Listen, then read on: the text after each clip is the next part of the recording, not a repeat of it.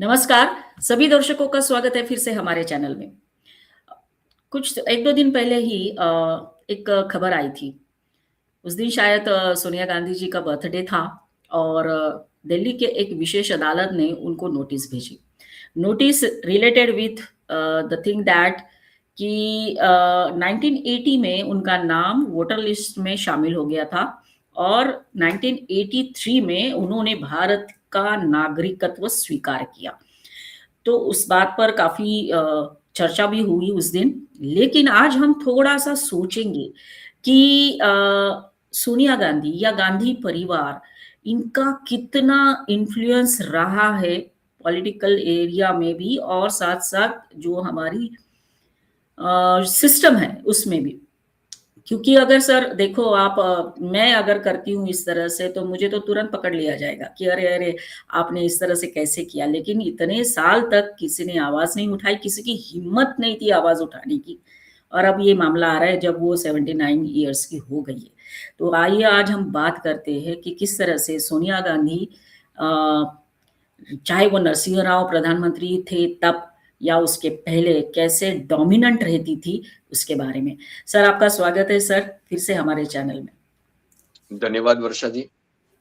Sir पहला सवाल तो ये है कि अगर सोचते हैं कि कोई विदेशी नागरिक या विदेशी महिला भारतीय नागरिक के साथ शादी करती है, भारत में आती है, तो उसको नागरिकत्व तुरंत स्वीकार लेना चाहिए या फिर कई दिनों के बाद भी वो ले सकती है? क्या हो सकता है सर ऐसे मामले में? मामला तो ऐसा है कि सोनिया गांधी है तो कोई समस्या नहीं है। मैं इसलिए पूछ अन्य रही हूँ। कोई व्यक्ति हैं तो ज़्यादातर ये होता है कि आपने विवाह किया फिर आप भारत आई तो आपको तुरंत नागरिकत्व ले लेना चाहिए। परंतु यहाँ पर ये तो प्रधानमंत्री नरेंद्र मोदी जी जैसे कहते थे ना कि भई वो नामदार हैं, हम कामदार हैं। तो नामदारों को इन सब चीज़ों से इन सब बातों से ज़्यादा कोई समस्या नहीं हुई आज तक। बराबर है। तो और ये देखने को भी मिलता है जैसे 1980 में तो उन्होंने वोट भी डाल दिया या फिर डाल दिया या नहीं वो तो ज़्यादा पता नहीं लेकिन वोटर लिस्ट में उनका नाम आ गया। ऐसी तो याचिका गई और कोर्ट ने उनको सुवर्ण। नोटिस भी कर दिया बर्थडे गिफ्ट देकर कि यस। आइए अब बताइए और 83 में जाकर जब उन्होंने नागरिकत्व लिया। ज़्यादातर ये होना चाहिए कि ये होता है कि आप आ गए तो आप नागरिकत्व ले लीजिए। सोनिया जी के केस में ये काफ़ी लंबे समय तक उन्होंने नागरिकत्व नहीं लिया, ये वास्तविकता है। जहाँ तक आपने बताया कि उनका डोमिनेंस जो था कांग्रेस के ऊपर अगर देखने जाइए तो आरंभ से ही जब से मोतीलाल नेहरू आए थे, तो वो भी प्रेसिडेंट रह चुके हैं। नेहरू जी रहे, इंदिरा जी रहीं, राजीव जी रहे, सोनिया जी रहीं, सबसे ज़्यादा ये इतनी अचरज है वो it happens only in India. ये भारत में ही हो सकता है कि एक विदेशी व्यक्ति भारत के नागरिक से विवाह करके भारत में आती हैं। लंबे समय तक वो नागरिकत्व नहीं स्वीकार करती हैं भारत का। हालाँकि बावजूद इन सभी चीज़ों के, वही व्यक्ति भारत की सबसे पुरानी राजनीतिक पार्टी और स्वाधीनता संग्राम का वो एक राजनीतिक संगठन, वो पॉलिटिकल पार्टी उसको उस समय में नहीं थी ऐसा हम गिन लेते हैं। उस संगठन में जिसको कभी महात्मा गांधी ने लीड किया, जिसको कभी बाल गंगाधर तिलक ने जिसका नेतृत्व संभाला, जो पूरे उत्तर भारत में कभी लाला लाजपत राय के नाम से जानी गई। यस। इस पार्टी का नेतृत्व 1885 से लेकर 2025 तक अगर किसी व्यक्ति ने सबसे लंबे समय तक अपने पास रखा, तो उनका नाम है श्रीमती सोनिया गांधी। Right sir. और सर अगर हम किसी परिवार की बात करें, तो वो एक ही परिवार है इस पार्टी में जिसने इस पार्टी पर सबसे ज्यादा समय तक नेतृत्व अपने पास रखा है। बीच में ये सोनिया गांधी जी आई जिस प्रकार से वो अगर हम देखें तो सीताराम केसरी जी को कहते हैं कि उनको वॉशरूम में वो थे, बाहर से वो बंद कर दिया गया, दरवाजा उठाकर बाहर फेंक दिया गया। इस प्रकार से आज वो अलग बात है कि राहुल गांधी जी आज एससी, एसटी, ओबीसी की बात करती हैं, उनके पुत्र, कि इनको अधिकार नहीं मिल रहा है, उनको अधिकार नहीं मिल रहा है, उनको नहीं मिल रहा है, ऐसा कह के वो बात करते हैं। लेकिन वहां पर सीताराम केसरी जी ओबीसी थे, उठाकर बाहर फेंक दिया गया। इससे बराबर। बड़ी बात मैं आपको बताऊं, पीवी नरसिंह राव जी जब प्रधानमंत्री बने, उनके यस। विदेश मंत्री हुआ करते थे श्री नटवर सिंह। यस। हालांकि उनकी नियुक्ति पर अमेरिका का बहुत दबाव था कि इनको नियुक्त नहीं करना है, विदेश मंत्री इनको नहीं बनाना है। फिर क्या बात हुई कि उनको बनाना पड़ा, ये नटवर सिंह ने लिखा नहीं है, लेकिन उन्होंने अपनी इस one life is not enough, उसमें उन्होंने ये उल्लेख किया है कि मैं विदेश मंत्री ना बनूं, इसके लिए अमेरिका से दबाव था। हालांकि उनको बनाया, लेकिन वो उसमें लिखते हैं कि मेरे कार्यालय में कोई तो चूहा था। उन्होंने शब्द लिखा है, आप उसको छछूंदर ही कह लीजिए। उन्होंने इस प्रकार से लिखा है कि मेरे कार्यालय में कोई व्यक्ति था जो जानकारियां मेरे कार्यालय से श्रीमती सोनिया गांधी तक पहुंचाता, यस। और सोनिया गांधी जी इनडायरेक्टली, अप्रत्यक्ष रूप से, परोक्ष रूप से पीवी नरसिंह राव के सरकार में जो मुख्यतः महत्वपूर्ण व्यक्ति थे, महत्वपूर्ण जो मिनिस्टर्स थे, उनके ऊपर वो कहते हैं, नटवर सिंह लिखते हैं कि वो निगरानी रखती, वॉच होती थी उनकी। यस। राइट। और वैसे ऐसा कहा भी जाता है कि अभी मैं सुहेल शेठ हैं, उन्होंने कहा था एक जगह पर, वो बोल रहे थे तो, कि एक व्यक्ति थे जो पद पर थे, सत्ता उनके पास नहीं थी। पीवी नरसिंह राव की बात करें, जिस पद पर थे उस पद से जुड़ी जो सत्ताएं थी वो उनके पास नहीं थी, और एक व्यक्ति ऐसी भी थी जो किसी पद पर नहीं थी, परंतु सारी सत्ताएं उनके पास थी। बराबर। और माननीय प्रधानमंत्री जी ने तो अनेक बार ये कहा है कि 10 वर्ष ऐसे गए जहां पर प्रधानमंत्री कार्यालय से नहीं, परंतु 10 जनपद से भारत देश चला। तो ये एक बात है। एक बात और है सोनिया गांधी जी के बारे में, जो ऐसा कहा जाता है कि उनके पिताजी जो थे वो हिटलर की सेना के सैनिक थे, ओके। और जब हिटलर की सेना ने रशिया पर आक्रमण किया, उस समय का सोवियत रशिया आक्रमण किया, तो उनको पकड़ लिया गया, जेल में रखा गया था। 2005, अगर मैं एक सेकंड में देख लेता हूँ,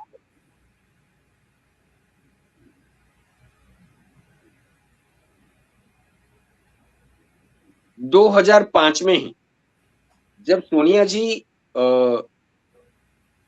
रशिया की टूर पर थी, तब वो रशिया केवल रूस रह गया था, वो United states of Soviet Russia नहीं था, यूएसएसआर नहीं था। जब वो वहां पर गई, उस समय उन्होंने वहां के एकदम जिसे कोई नहीं जानता था, ऐसा एक छोटा सा शहर, वहां पर अपना प्रवास तय किया कि मुझे यहां पर जाना है। व्लादिमीर नाम है उसका, उस शहर का। और मैं एक शब्द ऐसा भी कुछ गढ़ा गया है, ऐसे ऐसे जो छोटे से शहर होते हैं जिसे रुर्बन कहते हैं, ना ये रूरल है ना अर्बन है, तो ये रुर्बन जैसा वो शहर है व्लादिमीर। वहां पर वो गई, एक जगह पे गई। नटवर सिंह लिखते हैं कि मुझे भी इस बात से अचंभा हुआ था कि ऐसी जगह जिसको कोई जानता नहीं है, वहां पर सोनिया जी क्यों जा रही। तो बाद में जाकर पता चला कि उनके पिताजी को सेकेंड वर्ल्ड वॉर में सोवियत रशिया ने जो हिटलर की सेना आई, जर्मन सेना, नाजी सेना वहां पर घुसी और उनके सैनिकों को जो पकड़ा, तो सोनिया जी के पिताजी को भी पकड़ा, अच्छा। वहां पर रखा गया था। फिर वहां से वो भाग निकले, वो एक अलग स्टोरी कि वहां से वो निकल गए। फिर बाकी का इतिहास जो है वो बाकी लोगों को सोचना चाहिए, ढूंढना भी चाहिए कि क्या हुआ, परंतु सोनिया जी वहां पर गई। तो ये बातें सारी हैं जो आज वो किसी अन्य को कहते हैं कि ये नाज़ी हैं। तो ये सोनिया जी के तो पिताजी ही नाज़ी सेना के सैनिक थे शायद। Yes sir. सर दूसरी बात ये है सर, इनका जो विवाह हुआ था वो 1968 में हुआ। हुँ, 1983 में नागरिकत्व लिया। तो सर इतने साल, तब तो इंदिरा गांधी जी प्रधानमंत्री थी। इतने साल एक प्रधानमंत्री के घर में बिना नागरिकत्व लिए रहना सब बहुत बड़ी बात होती है सर। मतलब कहाँ हम क्या सोच भी नहीं सकते इस तरह से। वो देखिए इसमें ऐसा है कि क्योंकि प्रधानमंत्री की बहू थी। मैं वही बोल रही हूँ ना, जो कांग्रेस आज आरोप लगाती है वो इसमें गड़बड़ी का इसका, उनके ही घर में एक विदेशी नागरिक 15 साल तक रहा। सर कितनी बातें होती है सर घर में, तो मतलब हम सोच सकते हैं। अब भले ही वो प्रधानमंत्री थी इंदिरा गांधी जी, लेकिन सर घर में तो कुछ ना कुछ बातें तो होती है ना, कि आज ऐसा हुआ, ये मीटिंग हुई, कुछ तो होता होगा सर। देखिए घर में बहुत सारी बातें होती हैं। यस। हम जब घर में बैठेंगे तो आप और मैं भी जानते हैं कि ऑफिस की बहुत सारी बातें ऐसी होती हैं जो चर्चा घर में होती हैं। होती है। यस। अब प्रधानमंत्री इंदिरा गांधी जी जब घर में आती होंगी तो डाइनिंग टेबल पर, ब्रेकफास्ट पर ऐसे ही बैठे हैं तो कुछ तो बातें होती होंगी। और एक चीज़ ऐसी भी है कि उस समय जब उनकी शादी हुई तो एक व्यक्ति थी जिनको करीब रात के 2 बजे घर से बाहर निकाल दिया गया, हाँ, पता है। वो मेनका भी है। गांधी जी। यस। राइट। फिर वही मेनका गांधी है जिन्होंने शायद अगर मैं सही हूँ तो राजीव गांधी के विरुद्ध चुनाव भी लड़ा। राष्ट्रीय संजय मंच बनाया उन्होंने, चुनाव लड़ा। तो जो अब सोचिए कि क्या अब सोनिया गांधी ने ही किया होगा या किसने किया ये नहीं पता है। लेकिन जो भारत की नागरिक नहीं थी उस समय, वो वहाँ पर थी, वो टिक पाई उस घर में, जो भारत की ही नागरिक थी उसको घर से निकाल दिया। यस। तो सर। क्या होता होगा उस घर में वो तो अब उनका घरेलू मामला है उसमें तो नहीं पड़ना चाहिए, परंतु हाँ, वो केवल उनका मामला नहीं है, वो भारत के प्रधानमंत्री का घर था। इसलिए तो मैंने तो ये बोला। विषय जो है, वो भारत की सुरक्षा से भी जुड़ता है। यस ये सर। विषय जो है भारत की नीतियों से भी जुड़ता है। तो राइट। क्या ऐसा तो कहीं नहीं हुआ था कि कुछ चीज़ें ऐसी आई और वो बातें कहीं गई तो नहीं? कि कुछ बातें जो भारत की सुरक्षा के लिए, भारत की नीतियों के लिए महत्वपूर्ण थी, घर में हुई होगी, नहीं हुई होगी, इसकी तो हमें पता नहीं, इसकी तो हमें जानकारी नहीं है। परंतु अगर हुई, तो जो व्यक्ति भारत की नागरिक नहीं थी, उसके सामने कैसे हुआ? राइट। सर दूसरी बात क्या सर। संवैधानिक रूप से ये प्रश्न चिन्ह नहीं लगाता कि भारत की प्रधानमंत्री कुछ बातें अगर घर में कर रही हैं जो भारत की सुरक्षा नीतियों से हुई नहीं हुई ये पता नहीं, परंतु अगर ऐसी कुछ बात हुई तो एक ऐसा व्यक्ति घर में है जो भारत का नागरिक नहीं है, परंतु वो सुन रहा है। यस। सर दूसरी बात सर, आप सोचो, मतलब मैं तो सोच ही रही थी कि अगर ये सर्वसामान्य नागरिक के साथ होता तो उसकी तो पूरी तरह से क्या क्या नहीं हो जाता उसके साथ, कि अगर 15 साल वो बिना नागरिक का तो यहाँ रह रहा है। राइट। तो ठीक है, अभी वो हम कह सकते हैं कि भाई गांधी परिवार का जो एक पावर होगा, या फिर हम कह सकते वो अपने आप को शायद कानून से ऊपर मानते होंगे। लेकिन सर इनका असेंडिंग ऑर्डर में प्रोग्रेस देखिए सर। आए, शादी हुई, बहू बनी, पहले तो बोलती थी पॉलिटिक्स में नहीं आना है, फिर जाके कांग्रेस के अध्यक्ष भी बन गई।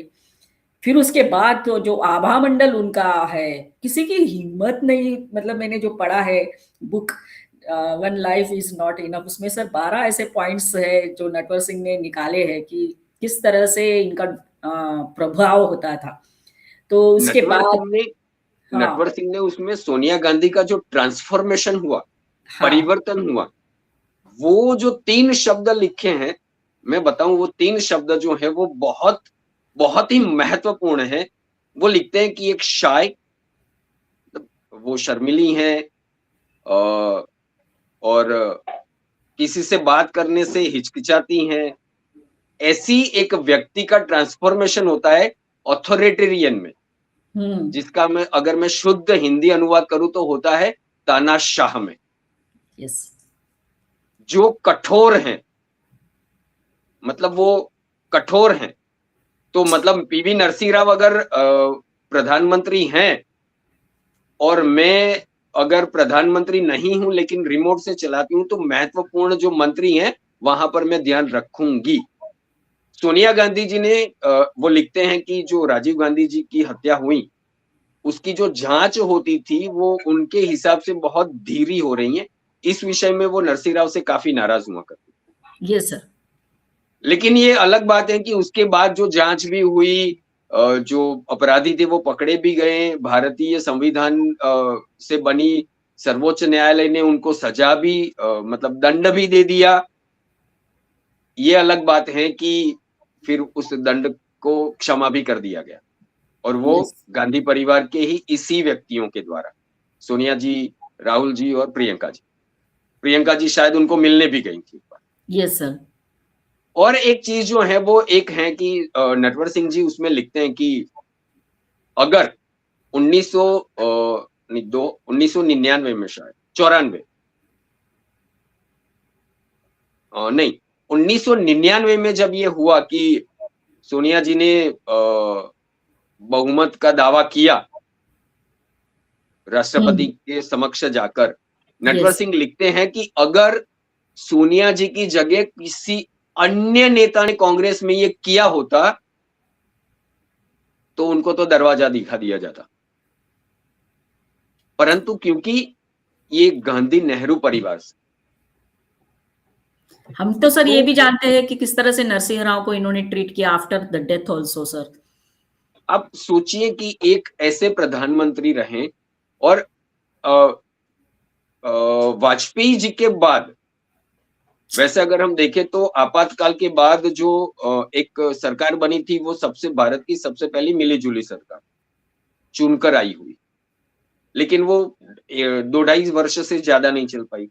उसके बाद जो आई वो पीवी नरसिंह राव, ये वीपी सिंह की सरकार आई, तो वो तो पता नहीं प्रधानमंत्री ही बदलते रहते थे। वीपी सिंह जी आए, फिर चंद्रशेखर जी, देवेगौड़ा जी, होता रहा। उसके बाद जो सरकार बनी वो पीवी नरसिंह राव की सरकार थी, जिन्होंने इस देश को कम से कम हम ऐसा कह सकते हैं कि मिली-जुली सरकार चल सकती है इस देश में,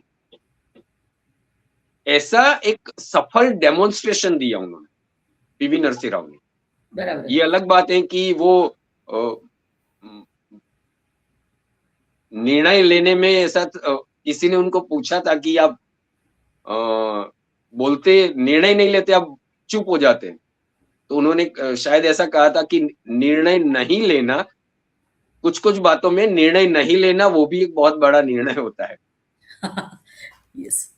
और इस व्यक्ति को जिन्होंने मिलीजुली सरकार चलाई, आज अगर हम कहें भारत अगर मनमोहन सिंह जी को, ये अगर बोलते हैं कि मनमोहन सिंह जी जो आर्थिक सुधार लाए, नहीं, वो अगर राजीव गांधी होते, गांधी नेहरू परिवार का कोई व्यक्ति वहां पर प्रधानमंत्री बैठा होता तो शायद आर्थिक सुधार नहीं होते, देश दिवालियापन की कगार पर खड़ा।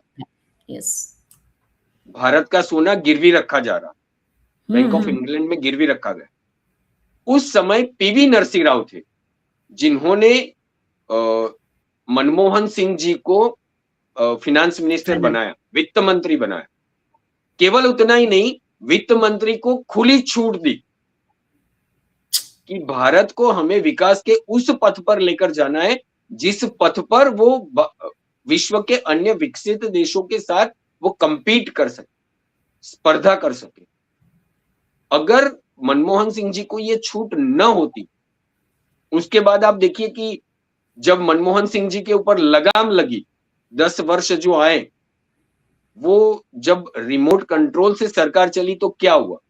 वो 2G ले लीजिए, फिर कॉमनवेल्थ ले लीजिए, इस देश में केवल और केवल वो 10 वर्ष ऐसे देखें जब रिमोट कंट्रोल से 10 जनपद से सरकार चली ऐसा लोगों ने कहा, तो केवल और केवल स्कैम देखे। प्रतिदिन आप अखबार खोलकर देखिए तो एक नया स्कैम आता है।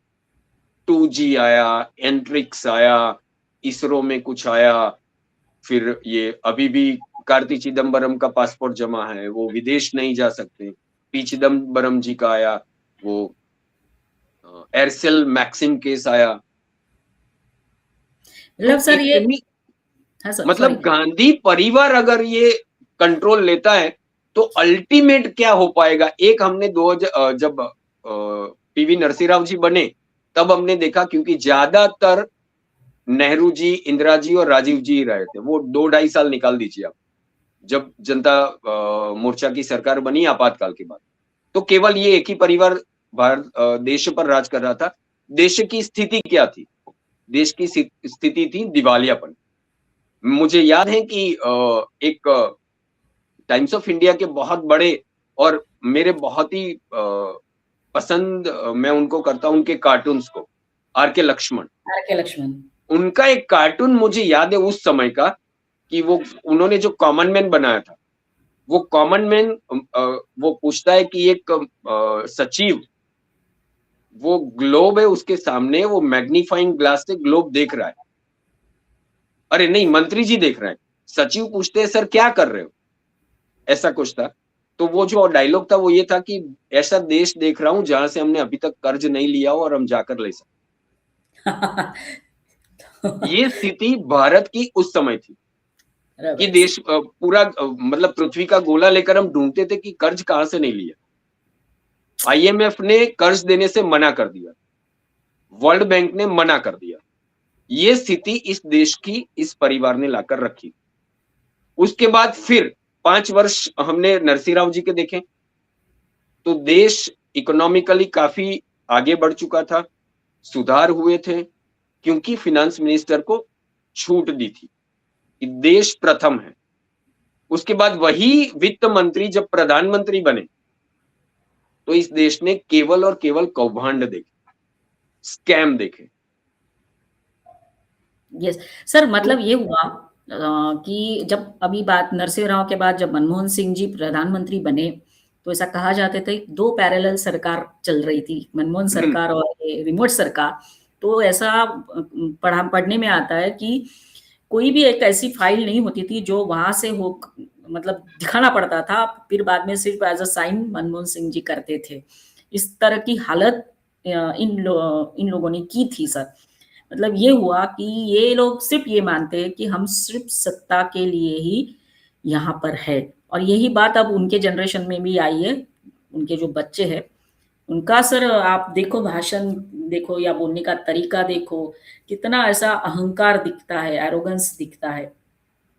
प्रियंका गांधी की बात करते हैं सर, अभी बोला जैसे राहुल गांधी जो है अब विदेश गए हैं जर्मनी, तो किसी ने पूछा लोकसभा का सत्र चालू है और आपके भाई जो है वो विदेश यात्रा पर जा रहे हैं, तो उन्होंने कहा प्रधानमंत्री भी तो जाते हैं, तो उसमें क्या हुआ, एलओपी गए। तो मतलब प्रधानमंत्री के साथ अपने भाई की कंपैरिजन हो रही थी सर। ये मतलब ये ये जो बात से गया मानसिकता है, नहीं।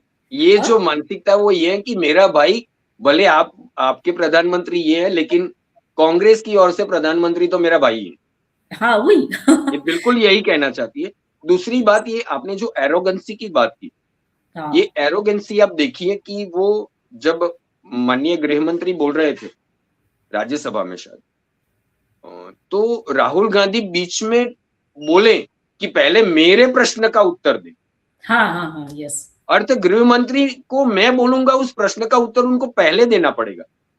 आज तक के संसदीय भारत के लोकतंत्र के इतिहास में ऐसा नहीं हुआ कि किसी ने गृह मंत्री जी को ऐसा बोला हो कि पहले मेरे प्रश्न का उत्तर दीजिए।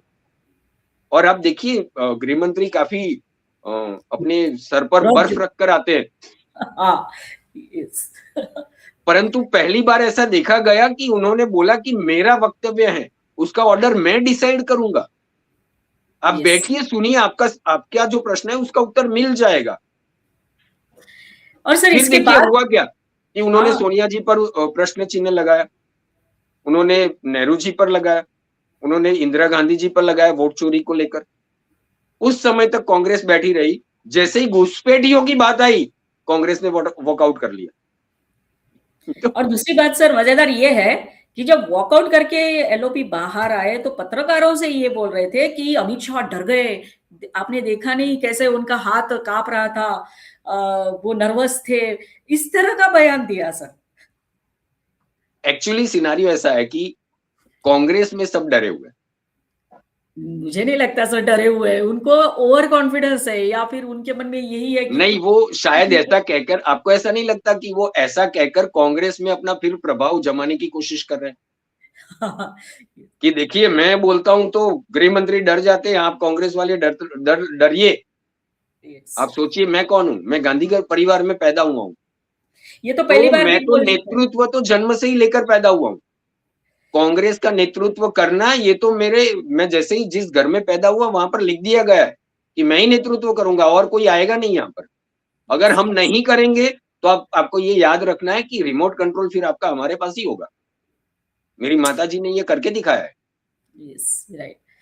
ये तो सर एलओपी प्रधानमंत्री को भी बोल चुके हैं कि प्रधानमंत्री हम मेरे से डरते हैं, आंखों में आंखें डालकर बात नहीं करते, ये पहले वाले राहुल इसमें भी। गांधी से कौन नहीं डरता वर्षा जी, पूरे देश में सब डर जाते हैं। देखिए ना, इतने डर जाते हैं कि वोट तक नहीं देते लोग।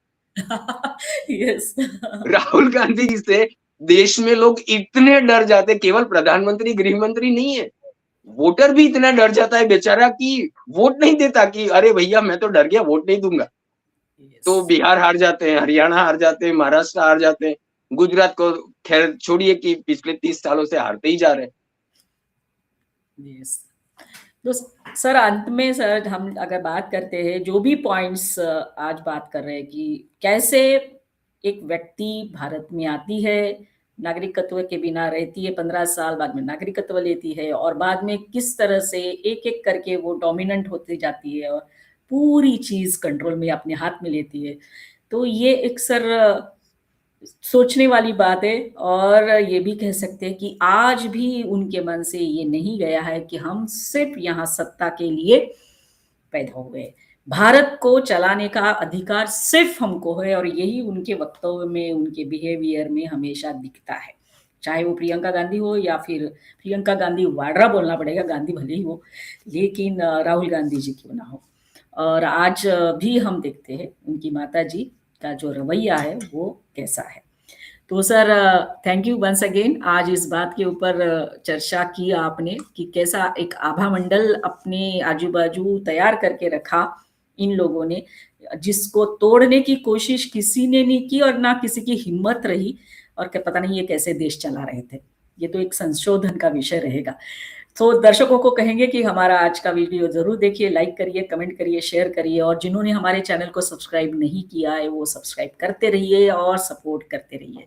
धन्यवाद सर, जय हिंद सर, वंदे मातरम। वंदे मातरम वर्षा जी, जय हिंद।